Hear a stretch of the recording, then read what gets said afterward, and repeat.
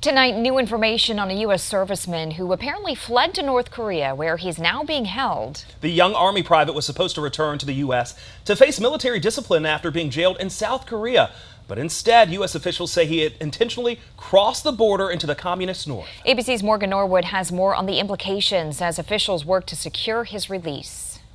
The United States scrambling to work with North Korean officials to arrange the release and return of U.S. Army Private Travis King, a U.S. soldier who U.S. officials say willfully and intentionally bolted across the border at the DMZ, the heavily fortified demilitarized zone that separates South Korea from the communist north. We're closely monitoring and investigating the situation. I'm absolutely foremost concerned about the welfare of our troops. King was supposed to be on a flight back to the U.S., where he was facing discharge from the Army after serving 47 days in a South Korean jail following an altercation with local citizens. Officials say that a military escort dropped King off at the airport, but instead of boarding his flight to return to the U.S., King left and joined a tour group before reportedly laughing, then dashing across the DMZ. I noticed a guy dressed in black, running what looked like full gas towards the North Korean side.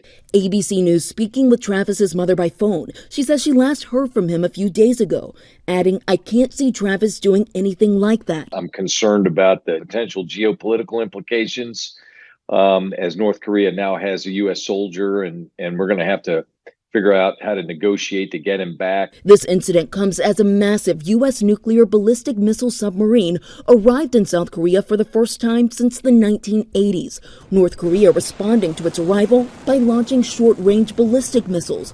The detention of a U.S. soldier comes as efforts to negotiate with North Korean President Kim Jong-un over his nuclear weapons program have stalled. And while King's whereabouts and condition are not certain, a U.S. official tells ABC News that once he crossed into North Korea, he was hauled away in a van believed to be held in North Korea's capital city, Pyongyang. I'm Morgan Norwood, ABC News, New York. Travis King's mom lives in Racine. Make sure to stay tuned for 27 News at 5. We'll hear from her about her son.